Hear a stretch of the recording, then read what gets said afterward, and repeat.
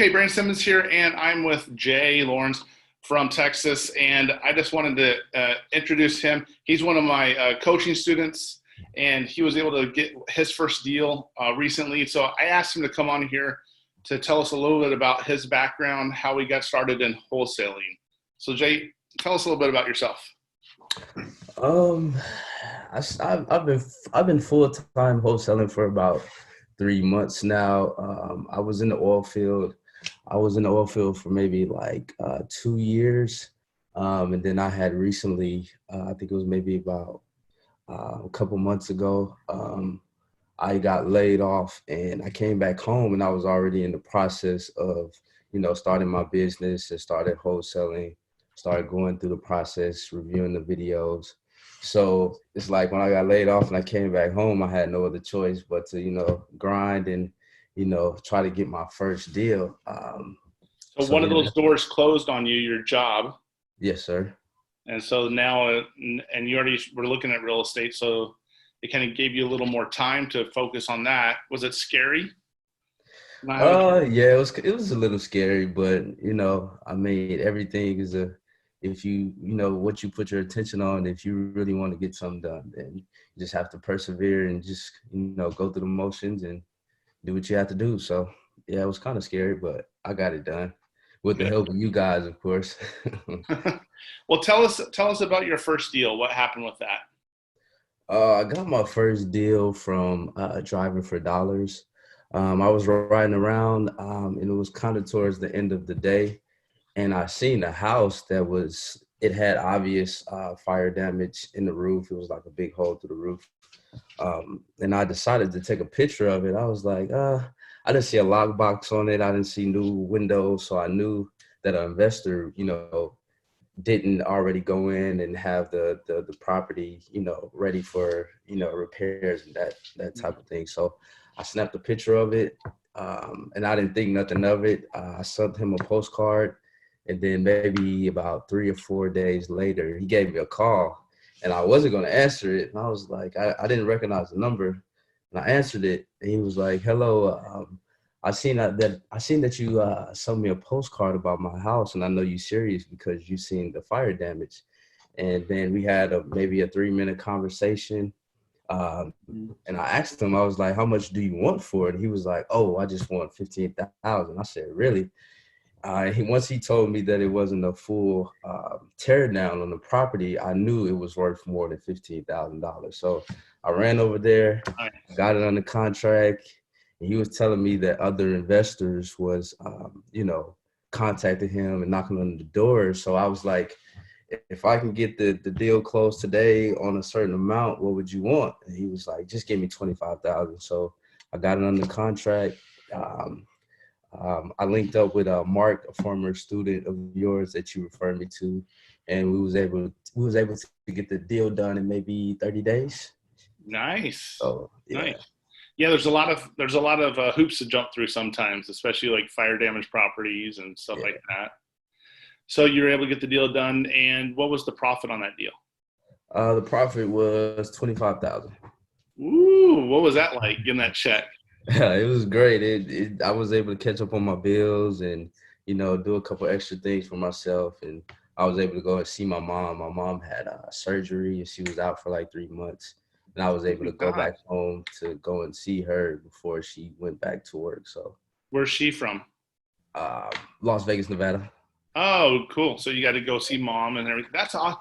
See, it's what I love about this business. It affords us more opportunities and time to do things. So, exactly. Yeah. That's cool. So tell me, what's the goal moving forward here? What do you want to do now? The goal moving forward is to, keep marketing, see if I can get some, maybe 3 to 5 more deals. And eventually I want to start rehabbing soon myself. So that's awesome. I want to, move to the next level and get some even more bigger profit margins. So real quick on this deal, you're doing Driving for Dollars. Sounds like you're using the app. Like, was it like Deal Machine or something like that? Yes, sir. I was using the Deal Machine. Awesome. And so I assume this was just your very first house you took a picture of. You didn't do any other marketing. That was the deal you got. No, I definitely did way more marketing. my first week that I started, counting all of my marketing, I sent out maybe 1,100 postcards, and I didn't get one solid lead from that. So you got to keep pushing. Frequency is the most important thing, because, you can send out postcards for a whole month or so and you don't get a deal, but you have a better chance when you're constantly, marketing and, getting to those motivated sellers. So That's awesome. That's a good advice, is the frequency. What other advice would you give to some people? Maybe they're beginning and maybe they're just struggling and they're not sure what to do. What advice would you give them? My advice is to keep learning, because if you keep learning and know why you're saying these scripts and stuff, it kind of eliminates the fear. I know a lot of people have a lot of fear when it comes to talking to sellers, because they don't know exactly what to say and why they're saying it. But if you keep educating yourself, it kind of eliminates that part for you. I love it. Now, how has coaching helped you? How has it helped me? I think it's life changing. I mean, one deal can, lead to momentum, and you have the confidence to be able to do, more deals, and then you just keep going from there. So, but it helped me a lot because I didn't have any, real estate background or any real estate knowledge before, I signed up with you guys and did the first check challenge. So. Well, what I love too is luckily I knew a student too that was already out there doing well. And I think there's some really cool collaboration we can do whenever we sometimes we think about all this competition and kind of like a scarcity mindset, where if we have more of an abundance mindset, say, hey, well, maybe I can work with someone else to help me get this deal done. Maybe they have a little more experience, whatever. So I was glad that you guys were able to connect, you and Mark, because you got the deal done.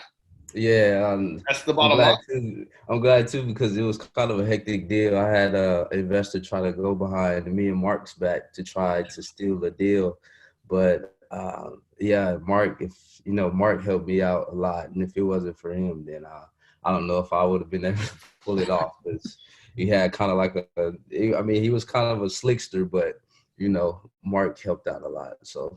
That's awesome. And congratulations. And it's about doing the work too. Sometimes there's a lot of students that don't have huge budgets for marketing.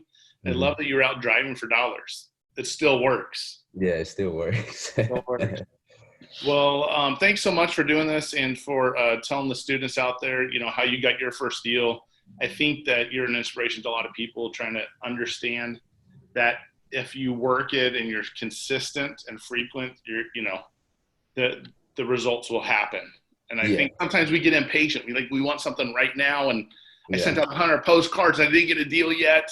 How come, And I think once you get your first one, I mean, when you first starting out, every lead is like, I gotta have it. I gotta have it. I gotta have it. But once you get one or two and you can, afford to weed out, the good deals or the bad deals, then you're more comfortable with, talking to sellers, and, you don't really have that fear, getting that exact lead when every lead comes in. So, man, congratulations. $25,000 on your first deal. I'm so happy for you, dude. That's awesome.